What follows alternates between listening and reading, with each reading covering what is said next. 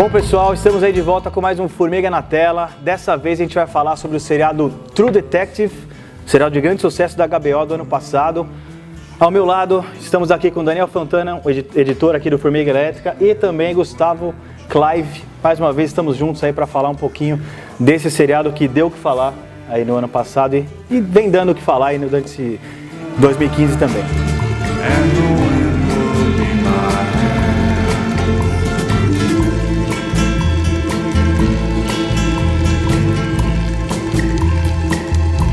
Bom, a gente já vai deixar claro que aqui vai ter spoiler pra caramba. Se você não assistiu True Detective, é melhor que você assista primeiro antes de acompanhar aqui nosso programa.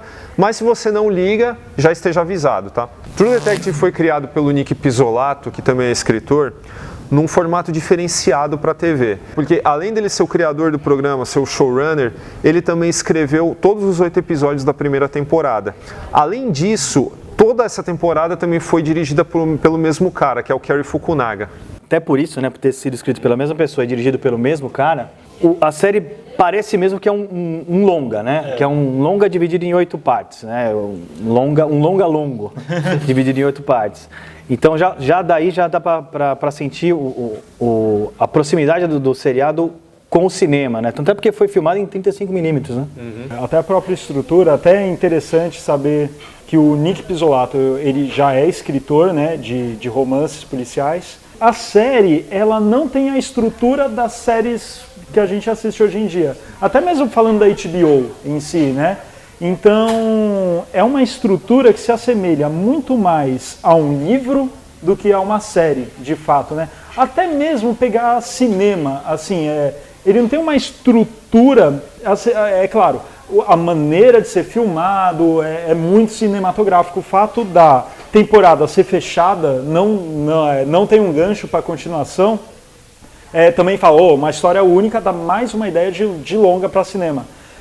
Só que toda a estrutura da série, ela vai numa calma, numa fluidez que lembra muito o livro, né? Então, os personagens, eles são desenvolvidos de uma maneira muito fluida, só que sem grandes picos de reviravolta.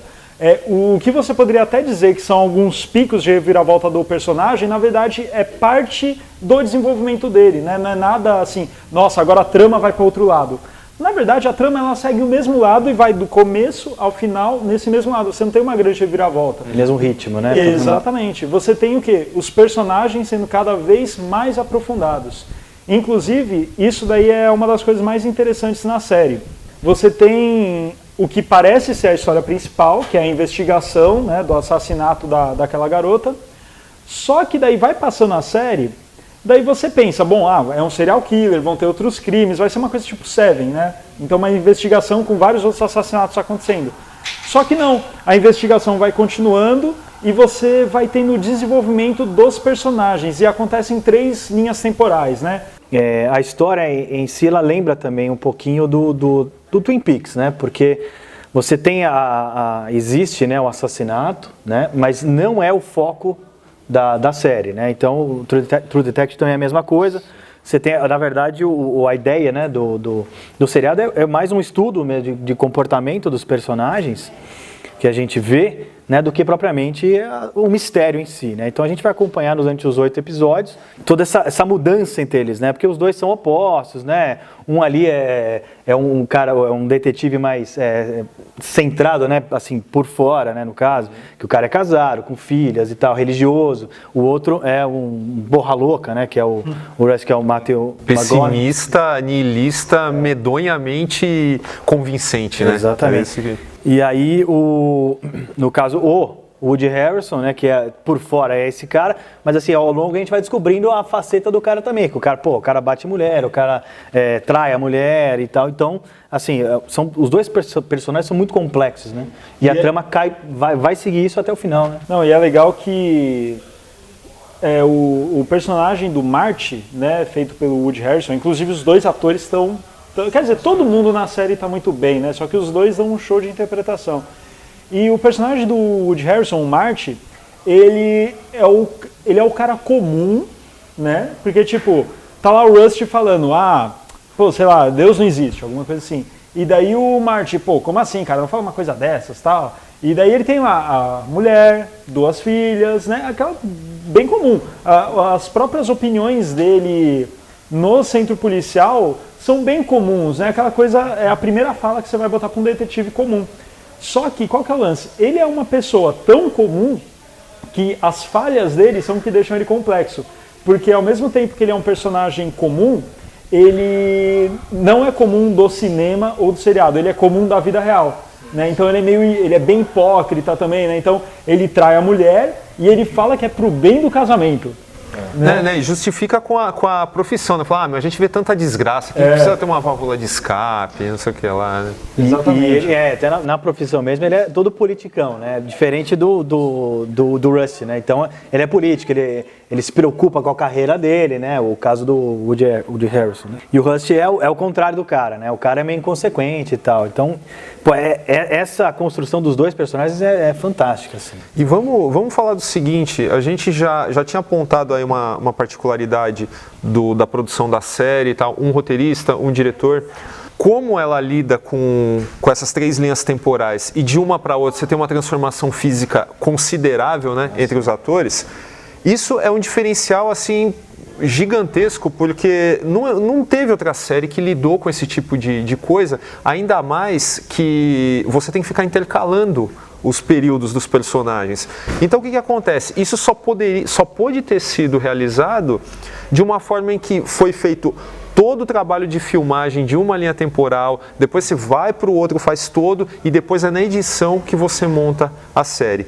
Isso é, assim, fantasticamente bem trabalhado na série. Na questão do desenvolvimento dos personagens, né, que você tem aí jornadas pessoais que são mais importantes do que o cenário onde elas estão acontecendo, né?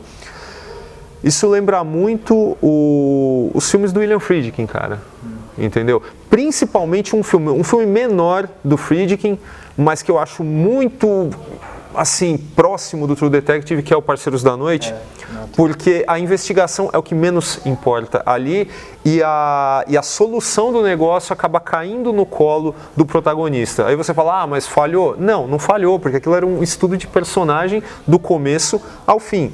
O que é legal falar também, cara, nessa caracterização dos personagens aí, vocês falaram, o cara é comum, o cara é o que a sociedade olha como modelo, né? Uhum. Que é o Martin. Então, o cara tem nome de santo, né? Martin. Né? Uhum. Por outro lado, o cara que é todo, vamos dizer, carcomido pela vida, né? O nome dele é Rustin, só que ele é chamado de Rust, que é ferrugem, né? Então você já tem um trabalho muito bacana, até na escolha dos nomes, né? Dos caras. Esses diálogos, inclusive, do carro, né? Veio muito do livro do Thomas Ligotti, né? O Conspiracy Against the Human Race, aquele lance da consciência humana ser um acidente e tal, que todo mundo caminha para... Se fosse coerente, todo mundo se mataria...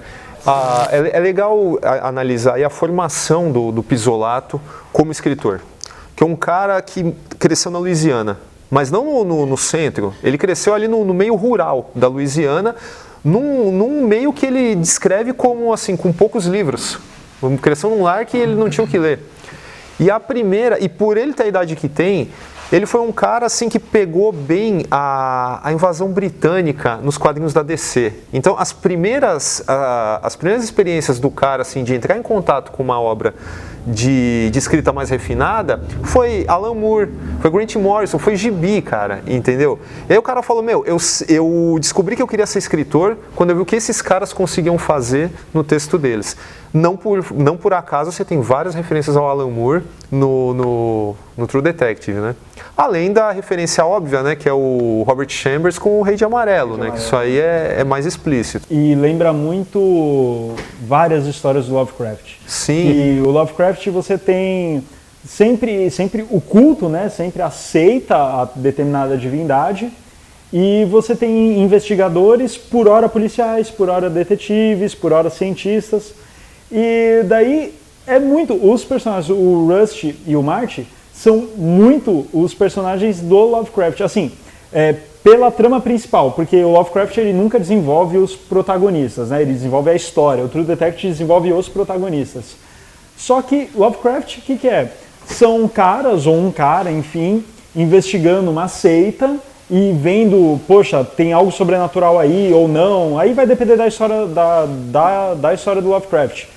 E no caso do True Detective, ao invés de você ter um Cthulhu ali, você tem a seita do Rei Amarelo, né? E o legal é que quando a série fecha, você pensa, tá, tem algo de sobrenatural ou não?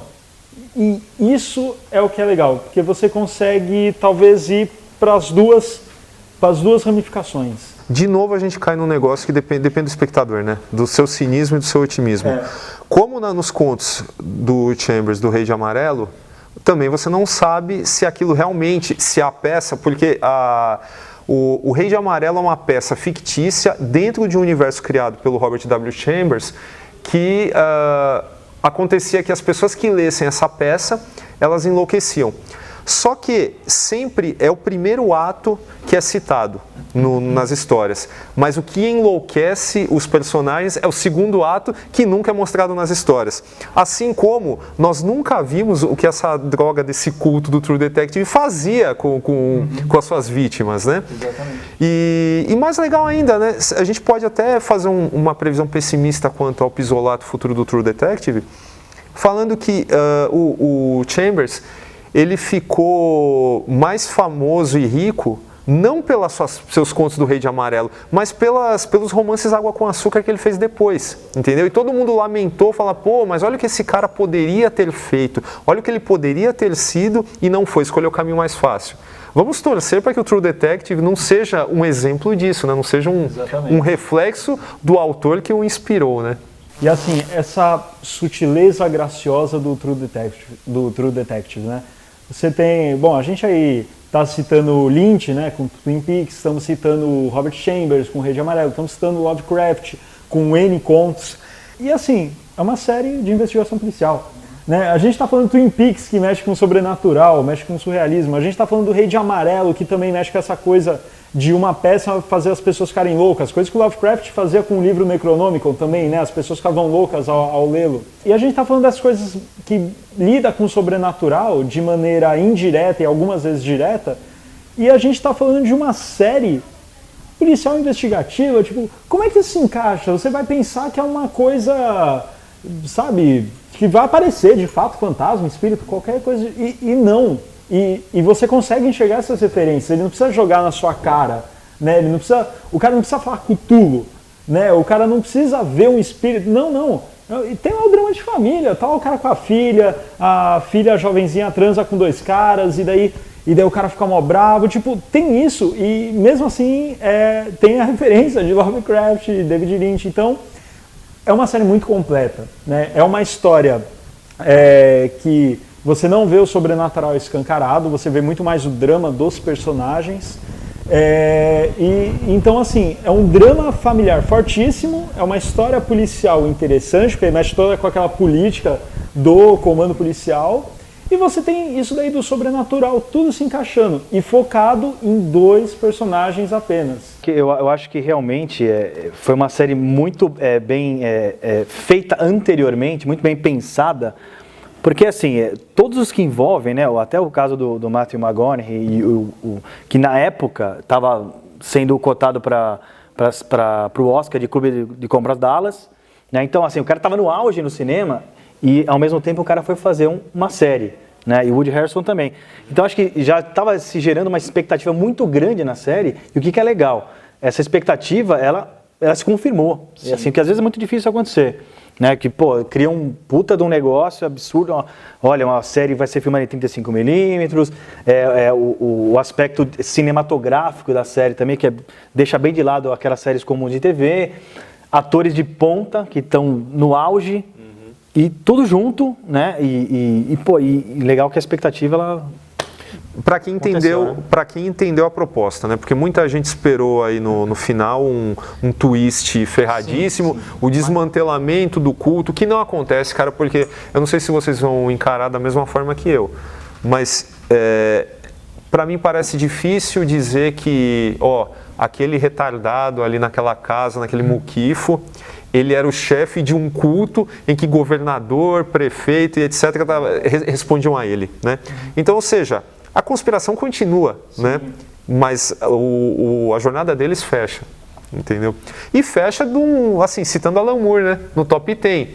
E até em relação ao final, né, o que foi criticado, mesmo ter sido criticado o final, a série desde o início até o fim, ela gerou muita repercussão, né? E isso é curioso, porque é uma série densa na verdade, né, devagar, ela é lenta, e mesmo assim foi um dos grandes sucessos da HBO, né? Então junto com o Game of Thrones, é um dos grandes sucessos da HBO. Então ela teve esse sucesso, né? O final, que as pessoas esperam, o twist, né, que seja o final Scooby-Doo, né, quando ele revela o Rust é o matador, o Yellow King, né, no final, tal. Isso não aconteceu, gerou muita crítica também. Mas assim, se você pensar, como a gente até já conversou, pro final foi super interessante ser esse final, não ter esse twist, porque não é nem a proposta da série nem essa, né? Porque acho que até soaria falso se o final fosse uma coisa inesperada, né? Um finalzinho... ia perder a sofisticação que a série tem. E quando terminou a série, eu achei um pouco melodramático, né? Pelos dois sempre estarem um contra o outro, né? Em diversas conversas, né, e opiniões, soou um pouquinho para mim melodramático naquele momento, os dois se encontrarem e tal. Mas aí depois, você pensando um pouquinho, você sente que é um momento de redenção do próprio Rust naquele momento, né? Porque ele sempre, praticamente todo o seriado, parecia que o cara queria se matar a qualquer momento ele ia se matar. E ali parece que no final ele viu a luz, né? E aí mudou, né? Radicalmente a forma, né, como ele pensava, talvez, né? Não sabemos também. Isso foi engraçado, porque no momento eu achei um pouco de melodrama, mas depois eu pensei um pouquinho, eu não achei, né, tão melodrama assim. Achei interessante o final. Os dois terminaram a série de uma forma diferente de como eles começaram. Isso é importante, né? Para você ter uma sensação de recompensa, né? Você ter o payoff, né, do negócio. Por outro lado, mesmo que você critique o final, é muito complicado você pegar e desmerecer tudo que você viu por causa de um detalhe.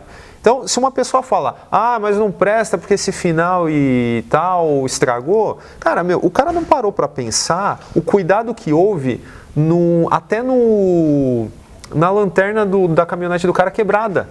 Entendeu? Que 10 anos depois a lanterna continuava quebrada. Aí falou, mas errou tal. Não errou. É para mostrar que o cara estava tão obcecado naquele lance que ele, sei lá, ele não liga de deixar o negócio quebrado. Para ele o que vale é resolver o crime, mesmo que ele não seja mais policial, né?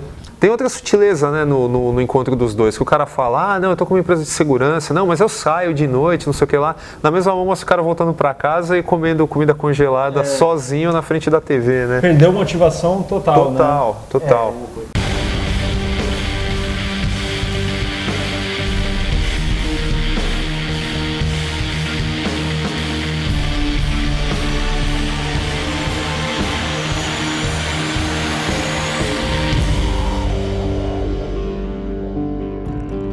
Bom, galera, esse foi mais um Formiga na Tela. Dessa vez a gente falou sobre o True Detective. Se você curtiu o vídeo, dê um joinha, comente, fale aí o que você quiser. Assine o nosso canal também, ok? Não deixem de procurar a gente no Facebook, no Twitter, no Google+. A gente também tem um e-mail aqui do programa que é o natela@formigaelétrica.com.br. Se você não quiser deixar o seu comentário público, pode mandar pra gente sugestões, críticas, elogios. Fique à vontade. Bom, então é isso, galera. Até a próxima quinta-feira. Novamente aqui com Daniel e Gustavo. Aquele abraço. Falou!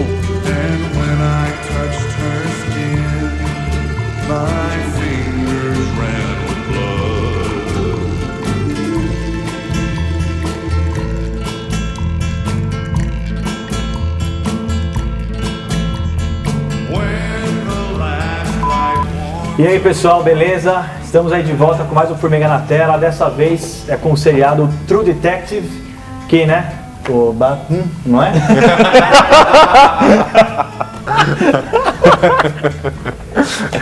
Vai ser do bastidores. Bloopers. Bom, pessoal, estamos aí de volta com mais um Formiga na Tela. Dessa vez a gente vai falar sobre True Detective. Nada de rir. Agora fodeu. Cara, foi muito bom. Bom, pessoal, estamos aí de volta com mais um Formiga na Tela. Dessa vez a gente vai falar sobre True Detective, um seriado de grande sucesso da HBO que aconteceu em 2014. Mais uma vez...